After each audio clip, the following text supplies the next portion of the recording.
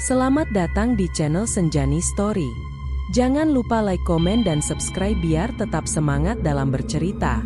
Kalau boleh tahu kalian dari mana saja bisa komen di bawah ya. Kali ini akan bercerita tentang Pak Slamet, seorang penjual sayur yang kelelahan ketiduran bangun sudah di alam gaib. Langsung saja kita mulai. Slamet adalah definisi sempurna dari kata kelelahan. Bukan kelelahan fisik biasa setelah berlari maraton, melainkan kelelahan yang menumpuk dari tahun-tahun bangun sebelum ayam berkokok. Kelelahan yang dicicil setiap hari, sedikit demi sedikit, demi menghidupi istri dan 2 anaknya.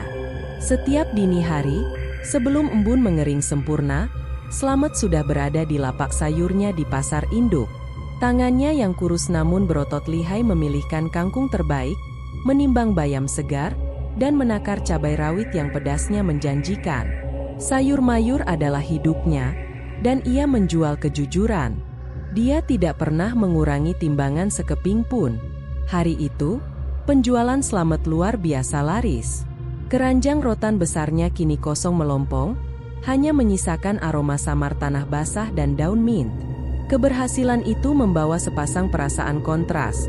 Lega karena pundi-pundi rupiah di kantong bajunya terasa lumayan tebal, dan sengsara karena punggungnya terasa seperti baru saja mengangkat 1 ton batu. Matahari sudah mulai miring ke barat, mewarnai langit dengan jingga dan merah.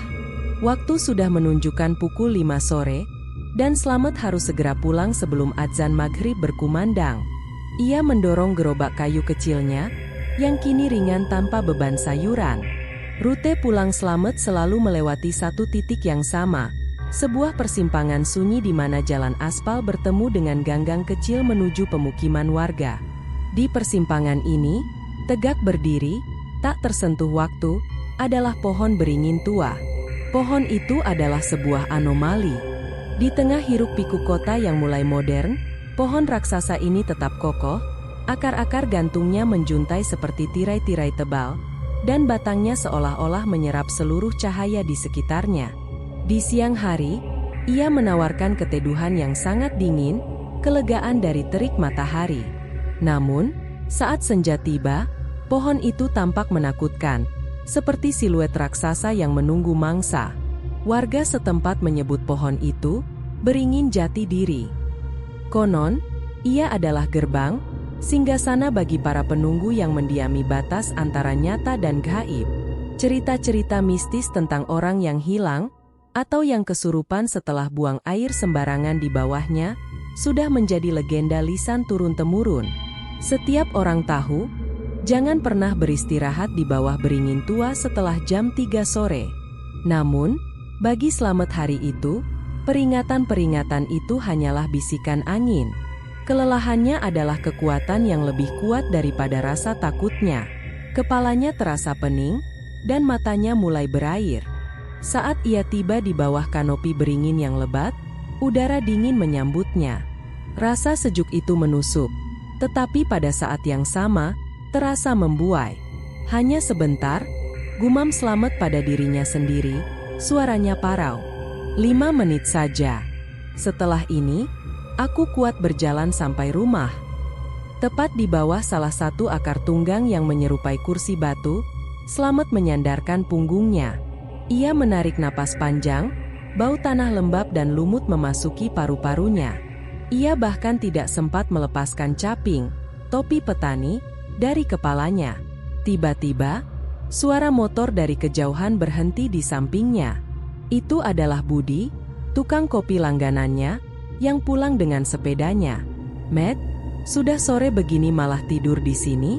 Jangan cari perkara," seru Budi setengah berteriak. Slamet membuka matanya sedikit. Kelopak matanya terasa berat, seperti digantungi pemberat timah. Ia melambaikan tangan dengan lemas. 5 menit, Bud. Punggungku mau patah rasanya. Budi menggelengkan kepala. Cepatlah bangun. Kau tahu tempat ini tidak baik untuk dijadikan alas tidur. Kau bisa dibawa mereka. Slamet hanya tersenyum samar. Lelembut mana yang lebih menakutkan daripada tagihan sekolah anak-anakku, Bud? Budi menghela napas, Tak ingin berdebat dengan orang yang sudah terlalu lelah untuk takut. Ia menancap gas dan berlalu, meninggalkan Slamet sendirian bersama pohon beringin. Keheningan seketika kembali merayap. Slamet memejamkan mata, membiarkan kehangatan tubuhnya diserap oleh sejuknya akar beringin. 5 menit itu terasa seperti janji manis.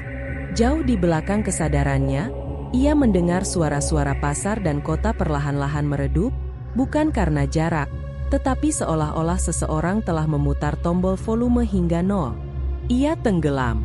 Dalam bayangan terakhirnya, ia melihat ranting-ranting beringin di atasnya mulai bergerak perlahan, seolah-olah mereka adalah tangan-tangan raksasa yang kini menutup tirai langit senja di atasnya. Kegelapan yang menyelimutinya bukan lagi gelap malam, melainkan gelap yang tidak memiliki batas, gelap yang mematikan segala suara. Slamet, si penjual sayur yang jujur, telah tidur di tempat terlarang, melewati batas yang tidak boleh dilangkahi manusia. Ia tertidur lelap, diselimuti bayangan tebal pohon. Slamet terbangun bukan karena alarm atau suara adzan, melainkan karena sensasi yang sangat spesifik dan mengganggu. Dingin. Dingin itu bukanlah dingin malam biasa. Itu adalah dingin yang menusuk tulang, dingin yang terasa basah, seolah-olah ia baru saja dibangunkan dari kubangan air es. Ia tersentak, mata terbelalak. Hal pertama yang ia cari adalah jam di pergelangan tangannya. Pukul 2.10 pagi. Ia mendesah marah pada dirinya sendiri.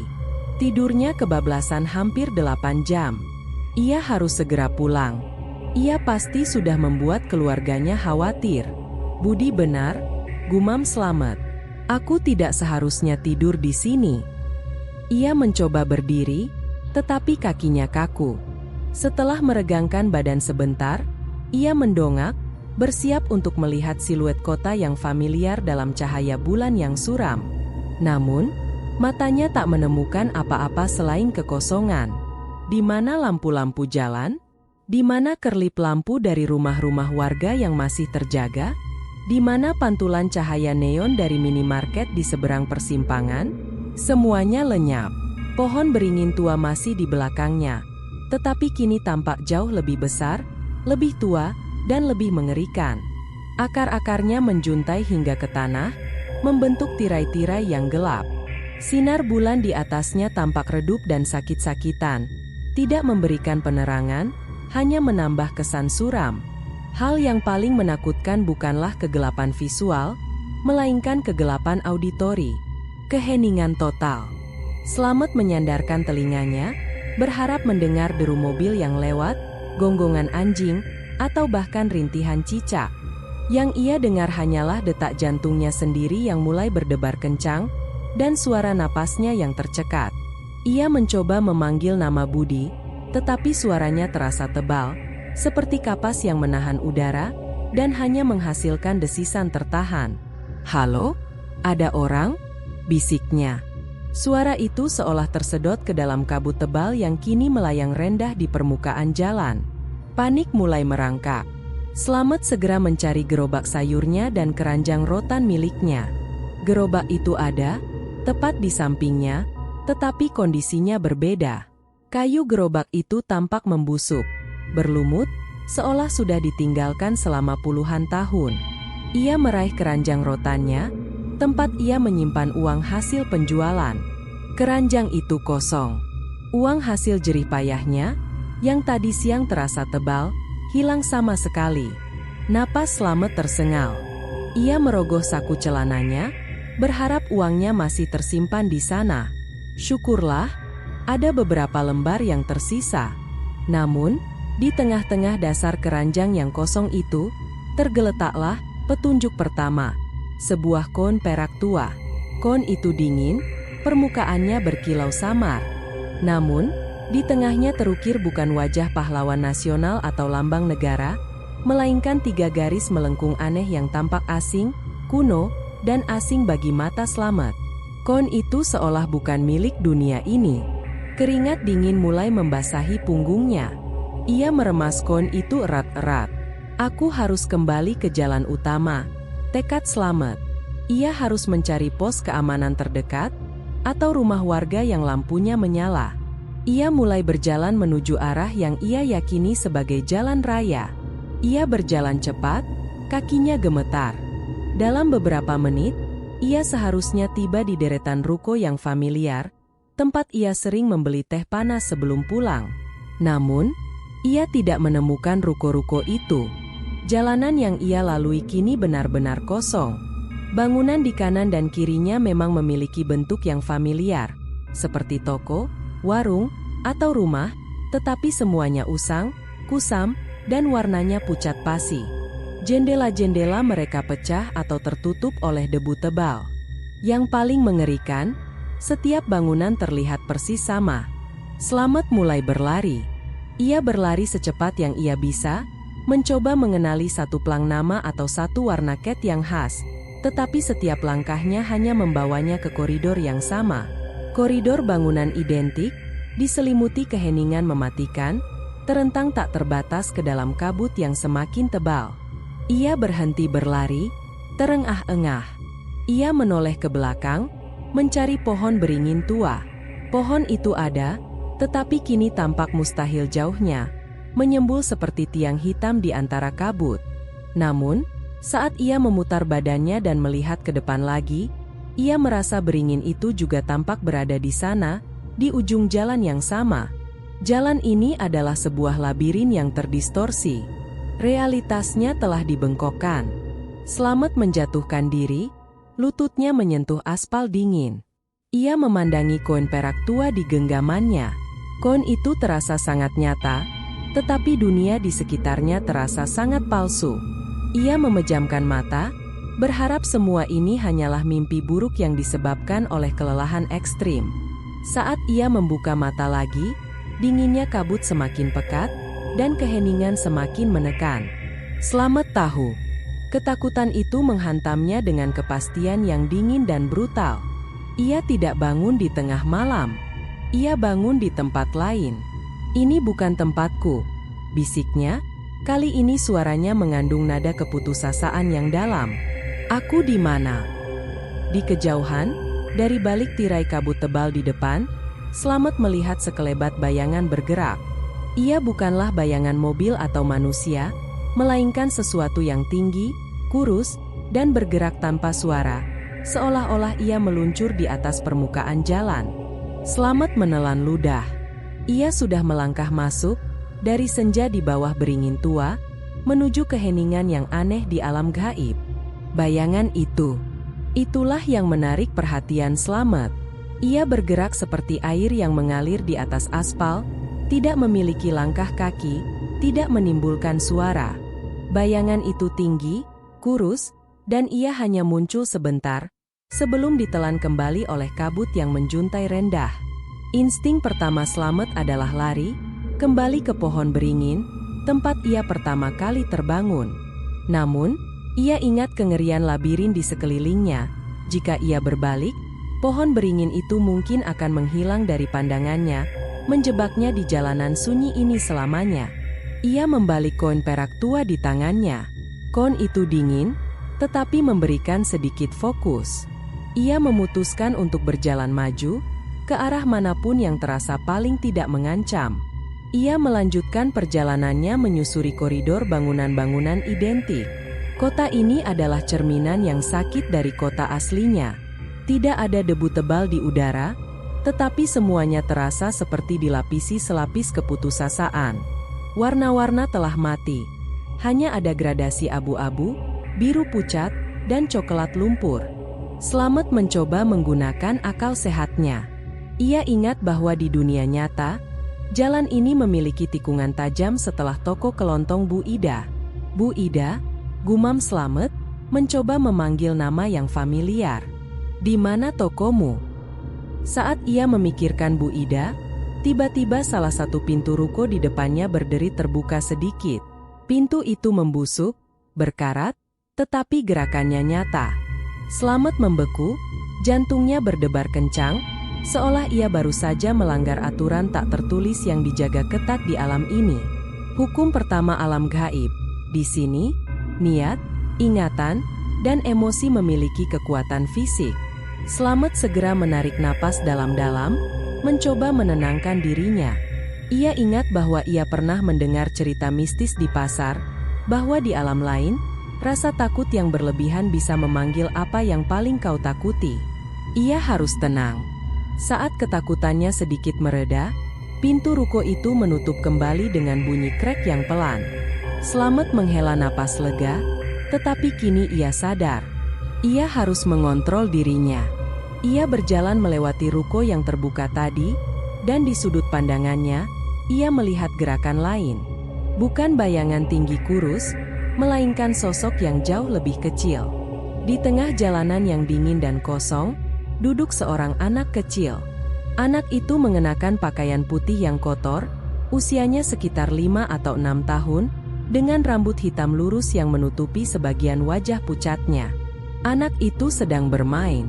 Bukan dengan mobil-mobilan atau boneka, tetapi dengan tumpukan pasir hitam dan kerikil-kerikil kecil yang seolah-olah muncul begitu saja di aspal. Ia menyusun kerikil-kerikil itu dalam pola yang aneh dan rumit. Slamet ragu, tetapi dorongan untuk berbicara dengan entitas hidup, atau setidaknya sesuatu yang menyerupai kehidupan, terlalu besar.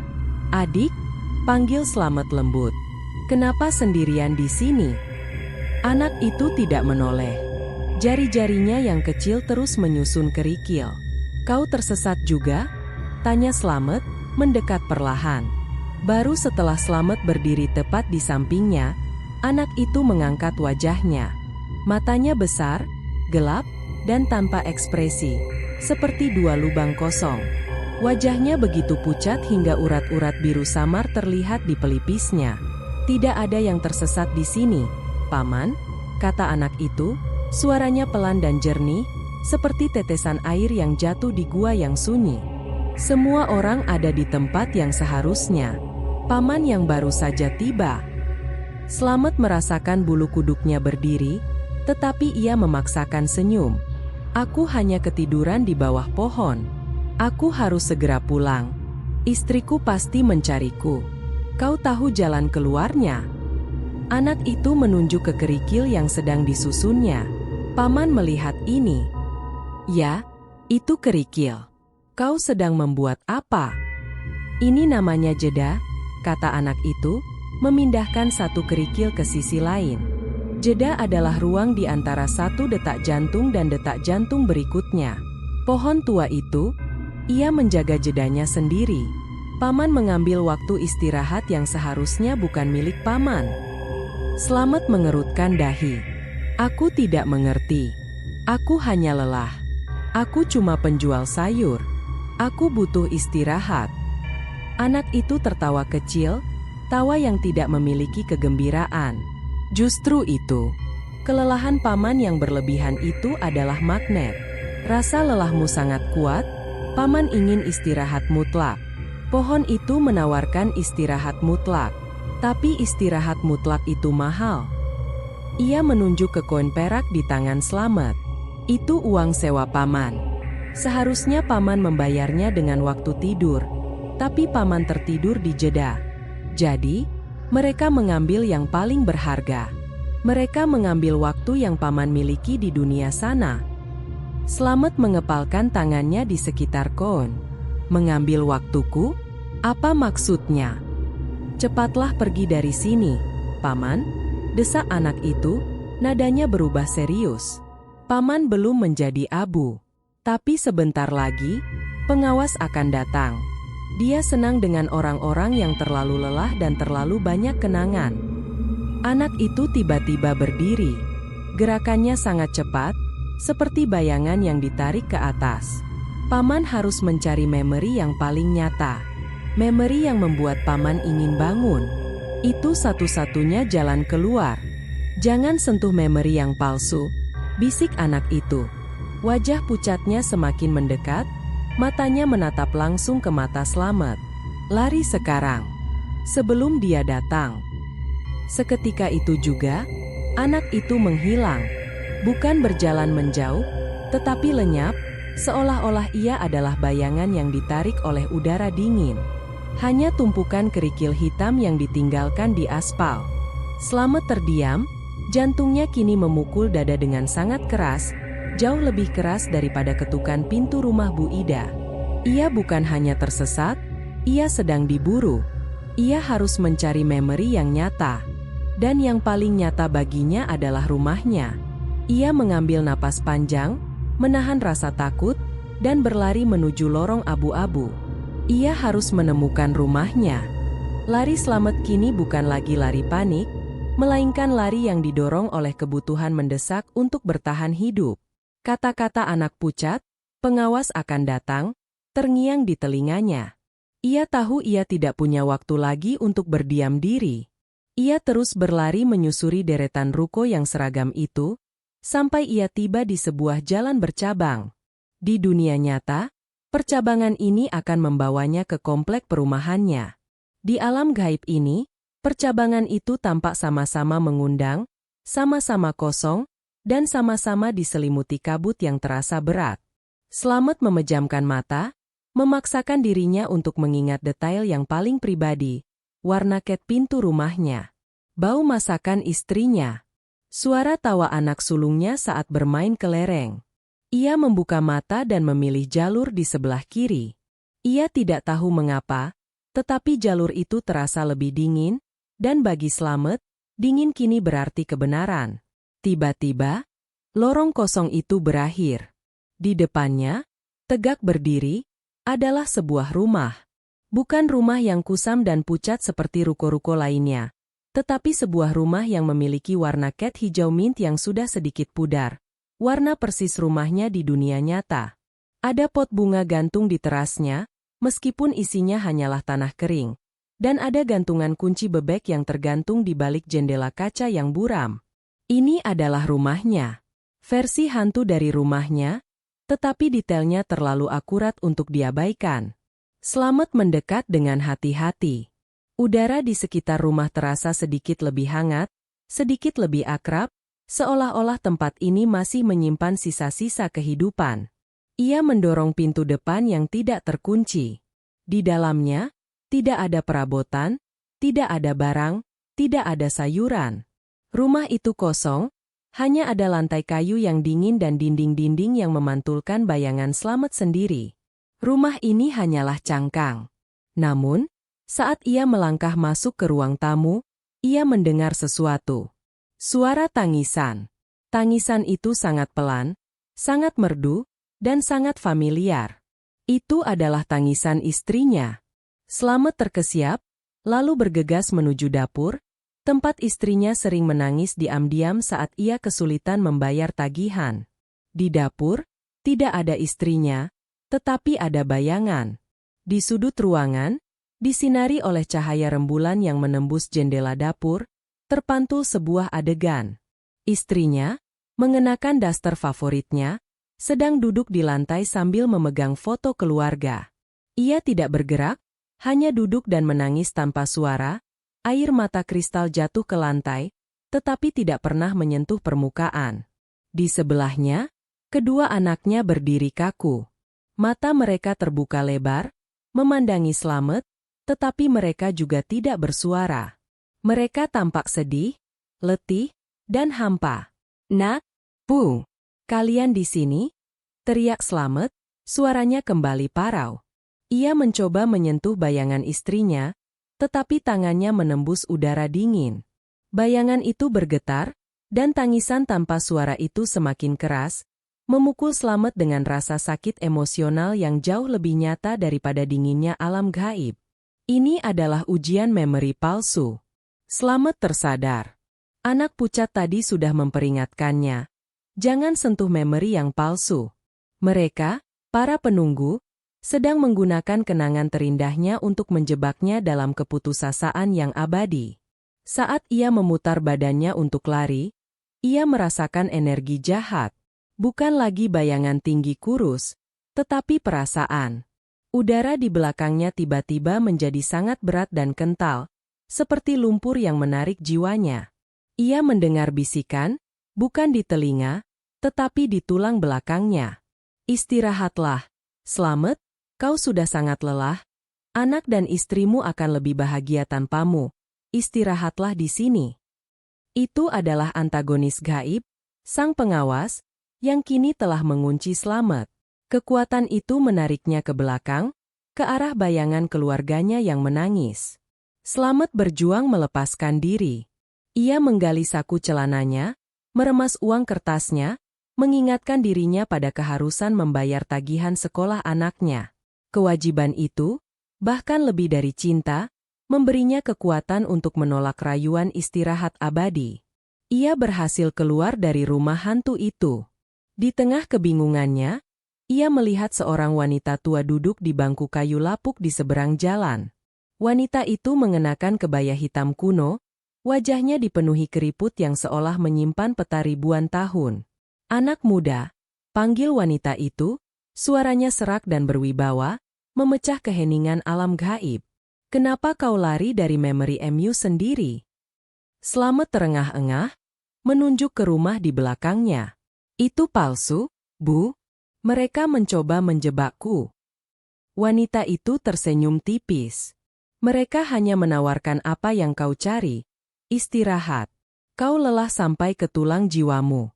Pohon itu, beringin tua, ia membuka portal karena kau meminta istirahat mutlak tanpa sadar." "Bagaimana saya bisa kembali?" tanya Slamet, lututnya gemetar.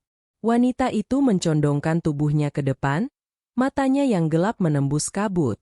"Jeda akan menutup saat waktu nyata kembali bergerak. Kau harus menemukan kunci waktu. Sesuatu yang bisa menarikmu keluar dari jedanya." "Kunci waktu? Apa itu?"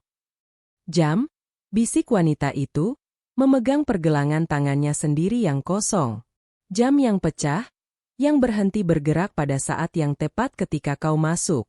Itu ada di tempat di mana semua kegiatanmu dimulai dan berakhir. Di tempat di mana timbanganmu selalu jujur. Nak." Slamet memejamkan mata. Pasar. Jam pasar.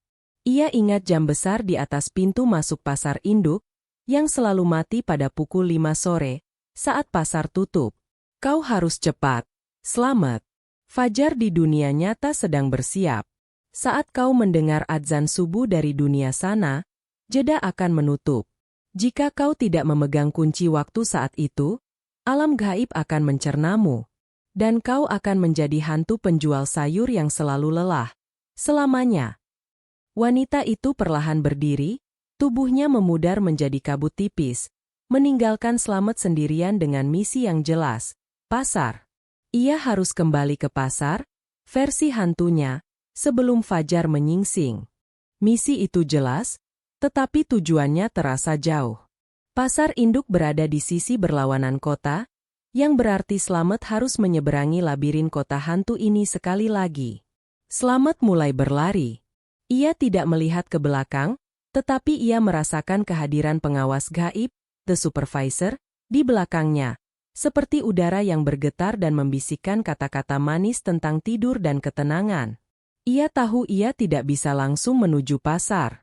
Jalanan di alam gaib ini adalah fata morgana. Ia perlu titik jangkar yang nyata untuk mengarahkan dirinya. Titik jangkar itu, ironisnya, adalah pintu masuknya ke dunia ini, pohon beringin tua. Setelah berlari beberapa saat, ia mulai melihat siluet raksasa pohon itu menjulang di kejauhan. Kali ini, pohon beringin itu tidak hanya berdiri. Ia berdenyut dengan warna hitam yang pekat, seolah-olah ia adalah jantung dari seluruh jeda ini. Saat ia tiba di persimpangan itu lagi, gerobak kayunya yang usang dan keranjang rotannya, yang berisi koin perak tua, masih berada di tempat yang sama, tetapi kini dikelilingi oleh lapisan es tipis, meskipun tidak ada embun beku yang terlihat. Udara di bawah beringin itu terasa sangat padat, seperti air yang tebal. Slamet merasa setiap tarikan napasnya memerlukan usaha keras. Di antara akar-akar gantung yang tebal, yang kini membentuk sebuah gerbang melengkung yang menakutkan, berdirilah penjaga. Sosok itu bukanlah hantu yang menakutkan, melainkan sesuatu yang jauh lebih kuno dan sunyi. Ia adalah gundukan tanah yang diselimuti akar dan lumut basah, tingginya hampir 3 meter. Matanya, jika itu bisa disebut mata, adalah 2 lubang gelap yang memancarkan kilau kehijauan redup, seperti cahaya kunang-kunang di malam yang lembab. Sosok itu tidak bergerak, tetapi kekuatannya memancarkan aura larangan total. Penjaga stagnasi. Slamet tahu ia tidak bisa melawannya secara fisik. Sosok ini adalah perwujudan dari kekuatan alam gaib yang menangkap orang-orang lelah seperti dirinya. Aku harus pergi, kata Slamet, suaranya bergetar. Aku harus kembali ke dunia nyataku. Penjaga itu tidak bersuara, tetapi Slamet mendengar jawabannya di dalam pikirannya, sebuah suara yang dalam dan bergemuruh seperti akar yang tumbuh di bawah tanah. Kau meminta istirahat. Kau mendapatkannya. Pintu keluar ini membutuhkan pembayaran yang setara dengan harga istirahat mutlak. Harga itu adalah dirimu. Aku sudah memberikan waktuku, seru Slamet, meremas sisa uang di sakunya. Aku sudah memberikan semua waktu untuk bekerja. Uang ini buktinya. Uang adalah ilusi di sini. Waktu adalah mata uang yang sebenarnya. Kau masuk karena kelelahanmu mendominasi dirimu. Kau harus meninggalkan sumber kelelahanmu, meninggalkan niatmu untuk mencari istirahat di tempat yang terlarang. Slamet menatap gerobaknya yang usang. Gerobak itu, keranjang rotan itu, dan capingnya yang kusam, semuanya adalah perpanjangan dari rasa lelahnya. Itu adalah alat-alat yang memaksanya bangun pagi buta dan tidur larut malam, tetapi juga merupakan harga dirinya sebagai penjual sayur yang jujur. Ia meraih keranjang rotannya, lalu memungut koin perak tua yang ditinggalkan anak pucat tadi. Koin itu terasa seperti magnet yang dingin. Koin ini, kata Slamet lantang, mencoba mengalahkan suara gemuruh penjaga. Ini adalah uang sewa yang kubayar untuk istirahat sesaat. Tapi aku tidak mau istirahat mutlak. Dengan tekad yang kuat, Slamet melemparkan koin perak itu sekuat tenaga ke celah antara dua akar beringin. Koin itu berputar, memancarkan kilau sesaat, lalu menghilang seperti ditelan tanah. Kemudian, Slamet mengambil caping lusuhnya dari kepala, membawanya ke depan wajahnya. Bau keringat, debu, dan sayuran menempel kuat di sana. Ia melempar caping itu ke atas gerobak kayu. Aku tinggalkan simbol kelelahanku di sini, teriak Slamet, kini lebih yakin. Aku tidak akan lagi mencari istirahat yang curian. Aku akan mencari istirahat yang kujalani bersama anak istriku. Ia mendorong gerobak kayu yang berlumut itu hingga terbalik. Tindakan menolak alat kerjanya yang menjadi simbol kelelahan adalah penolakan terhadap tawaran mutlak dari jeda. Begitu gerobak itu jatuh, getaran hebat melanda tempat itu. Akar-akar beringin di sekeliling penjaga mulai menggeliat. Cahaya hijau di mata penjaga meredup drastis. Sosok penjaga itu mulai retak, lumut dan akar-akarnya berguguran ke tanah, berubah menjadi debu hitam. Tiba-tiba, gerbang akar beringin itu terbuka. Di baliknya, Slamet melihat sebuah jalur lurus. Itu bukan jalan aspal biasa, melainkan jalan yang memancarkan cahaya biru dingin, seolah-olah jalan itu terbuat dari batu kristal es yang dipancari cahaya bulan redup. Dan di ujung jalur itu, terlihat siluet bangunan besar yang ia kenali, pasar induk. Slamet kini memiliki peta dan jalur. Koin perak dan kelelahannya telah dibayar. Namun, saat ia melangkah di jalur kristal itu, suara gemuruh penjaga, yang kini jauh lebih lemah, kembali terdengar di telinganya. Jalan sudah terbuka, Slamet. Tapi dia tidak suka kau lolos. Dia menunggu di tempat kejujuranmu berada. Kau akan mendengar adzan sebelum waktunya. Slamet tidak menoleh. Ia berpegangan erat pada kemejanya, di mana ia menyimpan sisa uang aslinya, pengingat akan tujuan nyatanya. Ia bergegas menyusuri jalur cahaya, meninggalkan beringin tua dan bayangan kelelahannya di belakang. Jalur kristal biru itu membawa Slamet keluar dari labirin kota hantu dengan kecepatan yang menakjubkan. Jalur itu terasa dingin di bawah sepatunya, tetapi memberikan cengkeraman yang solid. Di kedua sisinya, kabut tebal alam gaib kembali menguasai, menelan segala ruko dan bangunan abu-abu yang identik. Saat ia berlari, Slamet merasakan perubahan dalam waktu. Langit di atasnya, Yang tadi hanya gelap pucat, kini mulai berubah warna dengan cepat. Bukan warna fajar yang menenangkan, melainkan warna ungu tua dan merah marun, seperti memar di cakrawala. Jam di pergelangan tangannya masih menunjukkan pukul 2:10 pagi, tetapi ia tahu bahwa waktu di dunia nyata sedang melaju tak terkendali. Wanita tua itu benar, fajar di dunia nyata sedang bersiap. Tiba-tiba, ia mendengar suara.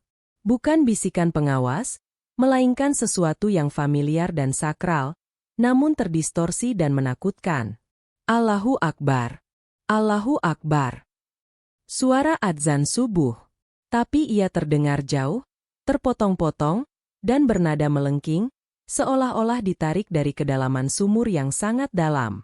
Adzan yang seharusnya membawa ketenangan, kini menjadi pengingat mengerikan bahwa waktunya hampir habis. Slamet meningkatkan kecepatannya. Tidak. Aku belum dapat kunci waktu. Jalur biru itu berakhir di depan sebuah bangunan raksasa. Inilah pasar induk, versi alam gaib. Pasar itu membentang luas, pilar-pilar betonnya menjulang ke langit, tetapi tidak ada suara, tidak ada bau. Di dunia nyata, tempat ini seharusnya dipenuhi aroma terasi, bawang, dan sayuran segar. Di sini, hanya ada bau apek, karat, dan kesedihan yang membeku. Pasar induk di jeda ini tampak seperti dihentikan di tengah-tengah kesibukan. Meja-meja kayu ada, tetapi tidak ada orang. Sayuran di meja-meja itu berwarna abu-abu, kaku seperti batu, dan daging di lapak penjual daging tampak membatu dalam warna coklat gelap yang menyeramkan. Itu adalah pasar yang mati, diawetkan dalam keheningan yang abadi. Slamet mencari-cari. Ia tahu jam besar itu berada di area pintu masuk utama, tempat timbangan dan kejujuran dipertaruhkan. Saat Slamet melangkah ke lorong pasar yang gelap, ia mendengar suara gemerisik yang tajam. Itu adalah pengawas gaib. Ia tidak lagi mencoba membujuk. Ia kini menyerang. Bayangan tinggi, kurus, yang Slamet lihat di bab 2 kini terwujud sebagai sulur-sulur hitam yang bergerak cepat, membelit pilar-pilar beton dan tiang-tiang lapak. Sulur-sulur itu bukan asap, tetapi kegelapan yang memiliki massa. Slamet menghindar, melompati beberapa tumpukan sayuran batu. Sulur bayangan itu memukul meja sayur di sampingnya, menyebabkan sayuran batu itu pecah berkeping-keping dengan suara denting yang aneh. Jangan lari, Slamet. Tinggalkan saja semuanya. Istirahat itu milikmu. Istirahat, bisik suara sang pengawas, kini terdengar marah dan frustrasi. Slamet terus berlari menuju area timbangan utama. Di sana, di atas sebuah lapak yang familiar, ia melihat lapaknya sendiri. Lapaknya kosong, tetapi di tengah meja, terhampar sebuah adegan yang menyakitkan. Sebuah visi. Di depan meja itu, berdiri anaknya yang paling kecil, Ujang, berusia 6 tahun. Matanya berlinang air mata. Ia memegang sebuah bola plastik berwarna hijau yang kusam. Ayah, ayo main bola sebentar. 10 menit saja, pinta Ujang. Slamet di adegan itu, yang terlihat lebih muda dan lebih lelah, membungkuk dan menyingkirkan tangan Ujang dengan lembut. Wajahnya keras, penuh kekhawatiran. Nanti, nak, ayah lelah sekali. Besok harus bangun subuh. Ayah harus cari uang untuk sekolahmu. Sudah, jangan ganggu ayah. Ujang di adegan itu menarik tangannya, air matanya menetes, dan ia berlari keluar dari lapak dengan bahu terkulai. Pemandangan itu adalah penyesalan terbesar Slamet. Waktu yang ia lewatkan. Waktu yang ia korbankan. Rasa lelahnya telah mencuri momen-momen itu, dan kini alam gaib menggunakannya untuk menjebaknya. Lihat, kau menyakiti mereka. Kau gagal. Jika kau beristirahat di sini, kau tidak akan pernah menyakiti mereka lagi dengan kelelahanmu, bisik pengawas dengan kejam. Air mata Slamet jatuh. Ia merasakan energi jahat itu mulai membelit pergelangan kakinya, menariknya ke lantai. Tetapi kemudian, Slamet mengepalkan tangannya. Ia melihat koin perak tua yang ia berikan sebagai pengorbanan di beringin tua. Ia teringat wanita tua yang mengingatkannya. Tidak, teriak Slamet, suaranya bergema di lorong pasar yang mati. Aku lelah, tapi aku berjuang untuk mereka. Aku tidak akan menyerah pada kegagalan itu. Ia mendorong tangannya ke lantai, memaksakan dirinya berdiri. Ia menolak godaan untuk tenggelam dalam penyesalan yang manis dan mudah. Kekuatan kehendaknya, didorong oleh janji masa depan, memancarkan cahaya redup di sekelilingnya, dan sulur bayangan itu sejenak mundur. Jam. Di mana jamnya? Slamet berteriak, mencari ke atas. Ia sadar. Jam pasar itu tidak berada di gerbang utama, tetapi di dinding bangunan musala kecil yang berada di lantai 2 pasar. Ia ingat, ia selalu melihat jam itu sambil menyeruput teh panas di pagi hari, sebelum jam itu mati tepat pukul 5 sore. Ia melihat ke atas. Di dinding musala yang tinggi, terlihat siluet jam pasar yang besar. Kacanya pecah, jarumnya berhenti. Pukul 5 sore. Kunci waktu itu ada di sana. Slamet harus memanjat. Perlombaan melawan fajar baru saja dimulai, dan ia harus naik ke atas sebelum adzan subuh yang terdistorsi itu selesai berkumandang.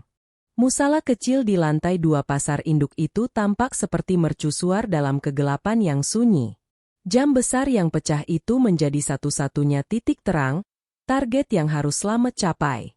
Jam itu adalah kunci waktu, dan kuncinya ada di ketinggian yang mustahil. Slamet mendongak. Tidak ada tangga yang terlihat. Lantai musala itu ditopang oleh pilar-pilar beton besar yang licin dan berlumut. Kau tidak bisa memanjat, Slamet. Kakimu sudah terlalu lelah. Lelah ini adalah milikku. Berbaringlah. Rasakan dinginnya lantai. Bisikan pengawas gaib semakin keras, merasuk ke pikiran Slamet. Kali ini, bisikan itu tidak hanya berisi godaan, tetapi juga kebenaran menyakitkan tentang kelemahan fisiknya. Punggung Slamet kembali terasa sakit, lututnya gemetar. Slamet mundur selangkah, mencari objek untuk memanjat. Di dekat lapaknya, tergeletak tumpukan karung goni bekas yang sudah menjadi abu-abu kaku. Karung-karung itu dulunya berisi kentang dan bawang yang ia jual. Ia menendang karung teratas.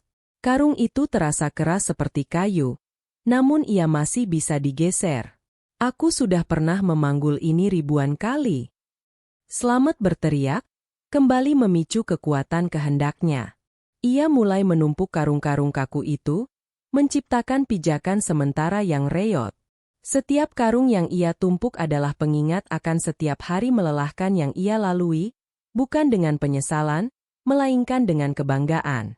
Ia membangun tangga dari hasil kerja kerasnya. Sia-sia. Bahkan jika kau sampai, kau tidak akan kuat membawanya. Beratnya adalah akumulasi semua waktu yang kau curi dari dirimu sendiri. Slamet mengabaikannya. Ia melompat ke tumpukan karung itu dan mulai memanjat. Tumpukan itu bergoyang, tetapi ia terus naik, berpegangan pada celah-celah di dinding musala yang membusuk. Suara adzan subuh yang terdistorsi kini mencapai klimaksnya. Suara itu berputar-putar di langit pasar, seolah-olah waktu nyata sedang berteriak agar Slamet cepat. Slamet akhirnya mencapai ketinggian jam itu, tepat di bawahnya. Jam itu besar, sekitar 1 meter lebarnya, dengan bingkai kuningan yang kusam. Jarum panjangnya berhenti menunjuk angka 12, dan jarum pendeknya menunjuk angka 5. Pukul 5. Waktu saat ia menyerah pada kelelahan. Kaca jam itu pecah, memperlihatkan mekanisme di dalamnya. Slamet mengulurkan tangan. Saat jari-jarinya menyentuh permukaan kaca yang dingin, hawa dingin yang brutal menyengatnya. Dingin itu menjalar dari ujung jarinya, membekukan darahnya, menembus tulang. Ini adalah kunci waktu. Energi jeda terperangkap di dalamnya. Pada saat yang sama, sulur-sulur hitam pengawas gaib menyerbu dari bawah. Sulur-sulur itu cepat, dan kini ia tidak hanya membungkus kakinya, tetapi juga lengannya, menariknya dengan kekuatan yang luar biasa. Lepaskan aku. Slamet menggeram. Tidak ada pelarian. Kau akan tinggal di sini. Slamet. Kau akan menjadi istirahat abadi bagi kami. Slamet melihat ke dalam jam pecah itu. Bukan hanya jarum dan angka, tetapi ia melihat refleksi dirinya yang lain. Dirinya yang sudah tua, bungkuk, dan kelelahan, duduk di lapak sayur. Slamet yang itu tersenyum sedih dan melambaikan tangan, seolah-olah menerima takdirnya. Itu adalah godaan terakhir. Menerima penuaan yang menyakitkan, dan beristirahat. Slamet menutup mata, tetapi tidak menyerah. Ia tidak memikirkan kelelahan. Ia memikirkan tawa Ujang yang ia lewatkan. Ia memikirkan wajah istrinya yang tersenyum saat ia memberinya uang sekolah anak-anak. Ia memikirkan kehidupan, bukan istirahat. Dengan kekuatan terakhir yang tersisa, ia menarik jam pecah itu dari dinding. Seketika, gempa hebat mengguncang pasar gaib. Saat jam itu terlepas dari dinding, cahaya putih dan dingin memancar darinya, memotong kegelapan seperti pedang. Sulur-sulur hitam pengawas menjerit, melepaskan Slamet, dan mundur ketakutan. Adzan subuh yang terdistorsi itu berhenti. Keheningan yang menakutkan kembali. Slamet kini memegang kunci waktu. Di tangannya, jam itu tidak terasa dingin, tetapi sangat panas, memancarkan energi yang luar biasa. Langit di atasnya, yang tadi berwarna merah marun, kini berputar kencang, berubah menjadi pusaran warna. Slamet menyadari bahwa jeda sudah berakhir. Waktu nyata akan kembali. Saat ia memeluk jam pecah itu erat-erat, ia merasakan dorongan fisik yang sangat kuat, seperti ditarik oleh tali tak terlihat, menuju titik pusat beringin tua, gerbang pintu masuknya. Pandangannya mulai kabur, pasar gaib yang mati itu mencair, dan yang tersisa hanyalah sensasi dingin yang menusuk. Slamet menjerit, bukan karena sakit, melainkan karena perpisahan paksa dari dunia yang hampir menelannya. Slamet tersentak bangun. Ia merasakan kehangatan di wajahnya, dan bau yang familiar dari tanah dan kotoran ayam yang kering. Hal pertama yang ia dengar bukanlah keheningan gaib, melainkan suara kota yang bising, deru mesin motor, suara pedagang bakso yang berteriak di kejauhan, dan yang paling nyata, suara adzan subuh yang khusyuk dan jelas. Ia membuka mata perlahan. Ia tidak lagi berada di bawah siluet beringin tua yang gelap. Slamet terbaring di samping gerobak sayurnya, tepat di bawah pohon beringin yang sama, tetapi kini pohon itu tampak biasa saja, kokoh, tetapi tidak memancarkan aura menakutkan. Matahari pagi sudah mulai mengintip, mengirimkan sinar emas di antara dedaunan. Ia memegang dadanya, mencari jam pecah itu. Tidak ada. Ia merogoh sakunya. Ia menemukan uang kertasnya yang basah oleh keringat, dan sebuah koin kecil. Bukan koin perak kuno, melainkan koin Rp500 biasa, kusam, tetapi nyata.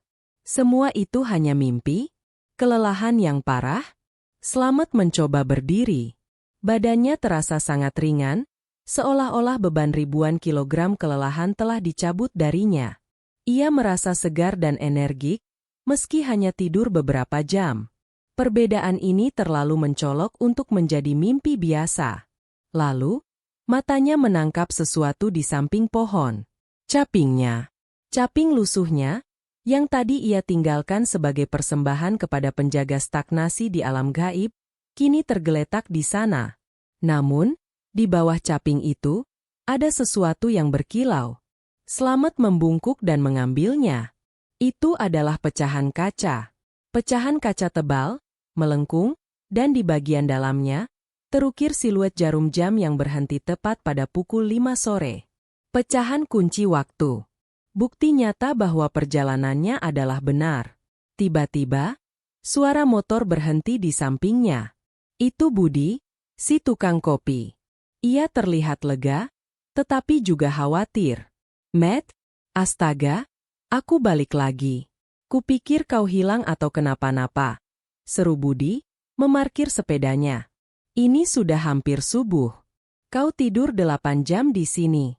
Semalam istrimu mencarimu sampai nangis-nangis di pos ronda.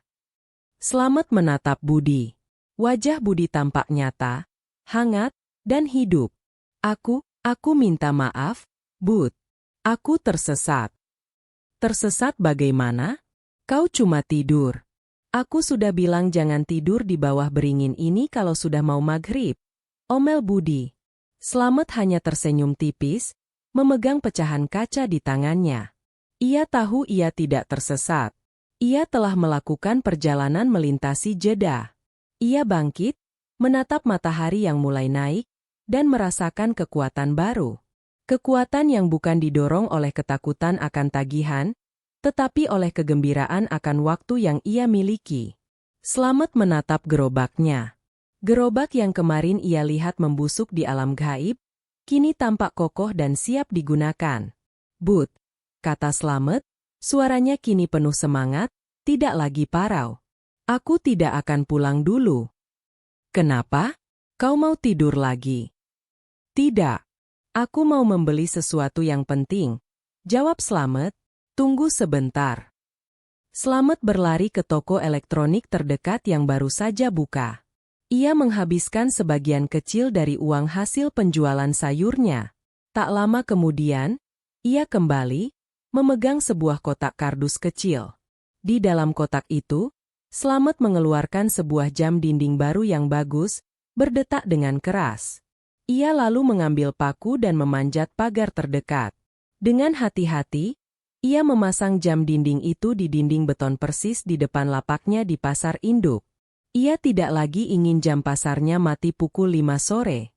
Ia ingin jam pasarnya berdetak, mengingatkan semua orang, dan dirinya sendiri, bahwa waktu terus berjalan, dan waktu bukanlah sesuatu yang harus dicuri untuk istirahat, melainkan sesuatu yang harus dihabiskan untuk hidup. Slamet akhirnya pulang. Ia memeluk istri dan anaknya, Ujang, dengan erat. Ia tidak lagi terlihat kelelahan, melainkan penuh gairah. Slamet masih bangun pagi buta, masih menjual sayuran, dan masih bekerja keras. Tapi kini, setiap pukul 5 sore, saat pasarnya sepi, ia melakukan hal yang tidak pernah ia lakukan sebelumnya. Ia menolak istirahat curian, ia menutup lapaknya, dan ia pulang lebih awal. Ia pulang untuk bermain bola dengan Ujang selama 10 menit. Dan 10 menit itu, dihabiskan dengan tawa dan cinta, terasa jauh lebih berharga dan memulihkan daripada istirahat mutlak di bawah pohon beringin tua. Pohon beringin tua itu tetap berdiri. Tetapi kini, setiap orang yang melewati pohon itu setelah jam 5 sore, tidak lagi merasakan aura stagnasi. Mereka merasakan sedikit getaran energi yang aneh. Energi yang ditinggalkan oleh seorang penjual sayur yang berani menukar kelelahannya dengan kehendak untuk hidup. Slamet telah kembali, membawa pelajaran pahit dari alam gaib, dan kini ia menjadi pengingat hidup bagi semua orang di kotanya, bahwa istirahat termanis, bukanlah istirahat dari hidup, melainkan istirahat di dalam hidup itu sendiri.